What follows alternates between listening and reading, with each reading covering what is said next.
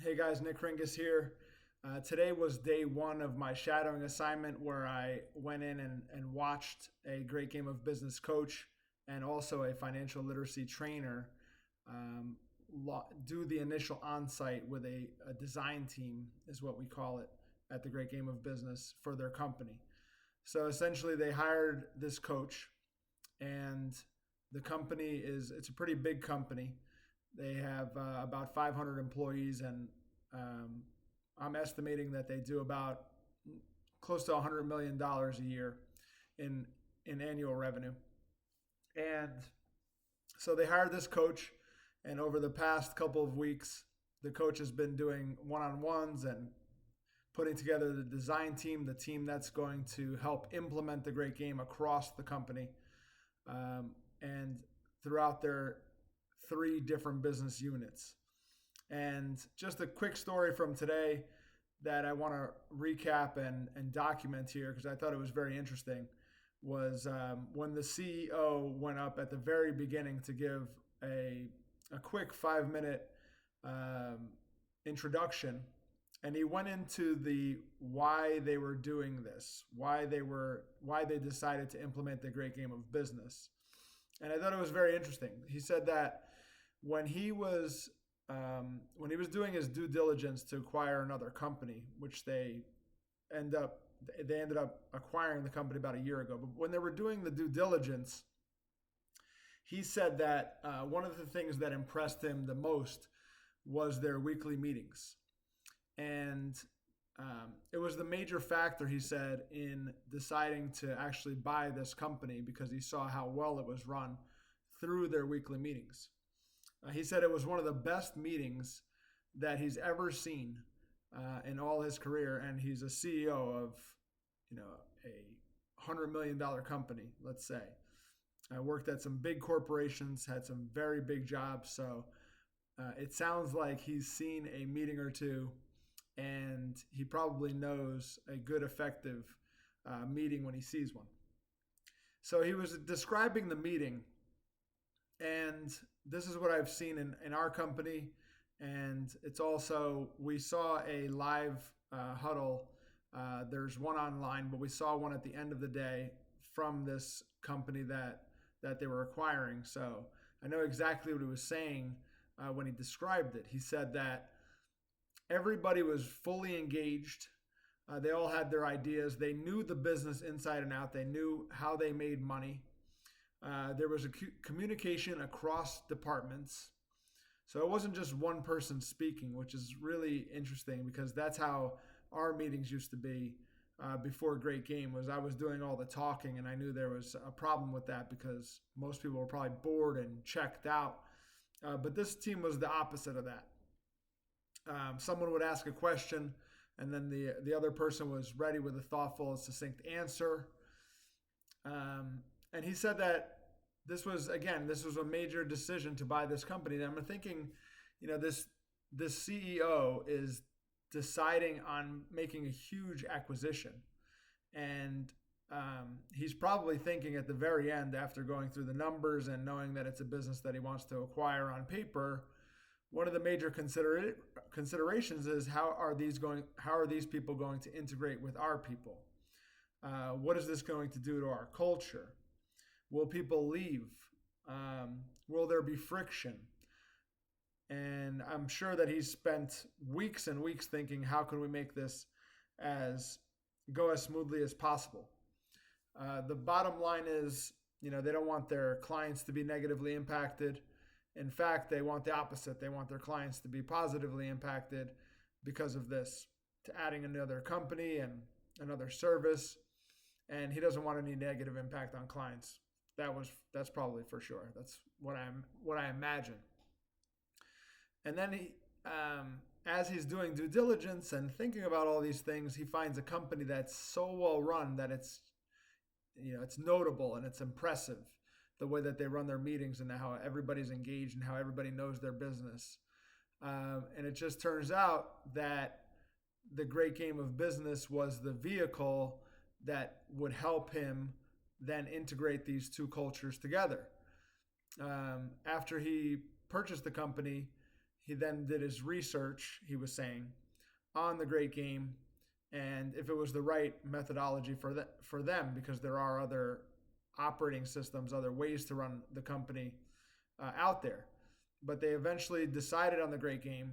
And one employee from the other company that was there today even said to the coach in the weeks leading up to today that he would never work for another company that wasn't open book and run like a great game company. He said once you get the taste of that and that empowerment, that he just couldn't see himself ever going to a company that that didn't run the company as an open book management with transparency, and you could really thrive and think like an owner and act as if the company is your company, because that's what the great game does. So that's what the employee said. I don't know if that he ever said it to the CEO, but I'm pretty sure if he did not implement the great game, a lot of these people probably would have left, because once you get that type of freedom and transparency and empowerment, I'm just thinking that it's very hard to go back to anything different. Funny that the other coach that is a coach candidate with me, he said the same thing. He said, I'll never go back to another company that didn't show me their books, because it just so happened at the time that the rug was pulled out from under him.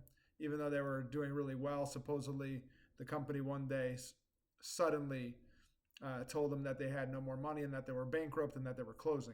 So from then, he said that he would never work with another company unless they showed him the financials and he knew exactly how the company was doing and how healthy the company was. It makes total sense when you think about it. If you're giving such a big portion of your life, your working life, to a company, you want to know that the company's healthy and that you're being heard. But if not being heard, at least you know the company is healthy and that they're making reasonable and responsible decisions and how they spend their money and what they're doing in the world. So that was the story. And then leading up to today, this is the initial onsite. This is the leadership team or design team that's going to be leading the way and championing and helping us implement the great game into that company. This was their initial onsite where we walk through financial literacy training, why the great game.